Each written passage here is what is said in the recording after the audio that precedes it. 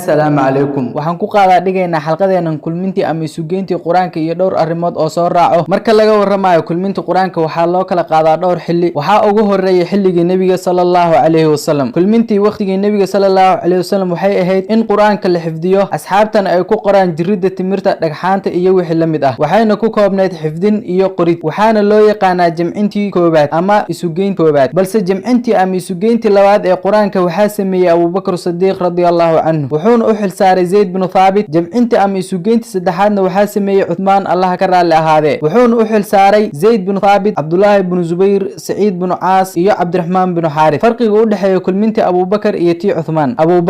Bakr waxaa ku dhaliyay cabsi laga qabo inay dhamaadaan macallimiinta ama quraada xifdisan quraanka kadib dagaal xoogan oo la galeen kuwii diinta ka ridoobay gaar ahaan dagaalkii Yamaama oo ay ku shahiideen 70 xaafidiin ah Uthman waxaa ku dhaliyay markay badatay khilaafkii la isku khilaafsanaa qaabka akhrinta quraanka oo qolada kale ay ku tilmaamtay kuwa qaldan Abu Bakr kulmintiisa ama isugeyntiisa waxay ahayd inuu isku soo aruuriyay quraankii ku kala firdhisnaa jirida geedaha dhagxaanta iyo wixii la mid ah wuxuuna isku keenay hal mushaf oo kulmisanaya 7 xaraf ee lagu soo dejiyay quraanka Uthman kulmintiisa waxay ahayd in 7 xaraf ee la isku khilaafay oo ka dhigo hal xaraf muslimiintana ay ku akhristaan halka xaraf waxaana la qoray sida raajixa 5 mushaf oo loo kala diray muslimiinta oo ku wada qoran hal xaraf haddaba 7 xaraf maxay yihiin Ibn Abbas radiyallahu anhuma annahu قال رسول الله صلى الله عليه وسلم أغراني جبريل على حرف فراجعته فلم أزل أزيده ويزيدني حتى انتهى إلى 7 أحرف عبد الله بن عباس الله كرر على هذه وحورنيا إن رسولك صلى الله عليه وسلم ويري جبريل أيا إيه آخرية هالحرف وأن كل أبتكمن نزولين إن أنك كرسنايو أما أنك زيادة دلبايو أسجن ويزيادنا إلا أي كجارتي تضبط حرف معناها تضبط حرف أما واحد لجودة تضبط حرف علماء واسكو خلافين لكن علماء بدن كود وحيسكو راعين إن لجودة تضبط حرف تضبط luqadood oo kamid ah luqadaha carabta inkastoo ayadana la isku khilaafay kuwa ay yihiin qawaa'isha la soo qaatay luqadahooda haddana waxa ugu raajaxsan inay yihiin Quraysh Hudayl Thaqif Hawazin Kanana Tamim iyo Yaman carabta waxay lahaayeen lahjado kala duwan ama qabiil walba wuxuu lahaa hadallo ama kelmado aan lahayn qawaa'isha kale quraanku waa mucjizo lahjadahaas kala duwan ayuu kulmisaday ogow daawada 7 xaraf iyo 7 qiraa'o ama 10 qiraa'o way kala duwan yihiin barnaamijkan aan ka soo bilowna tacriifta quraanka iyo soo dejintiisa jabcintiisa ama isugeyntiisa ayaan ku soo gabagabeynay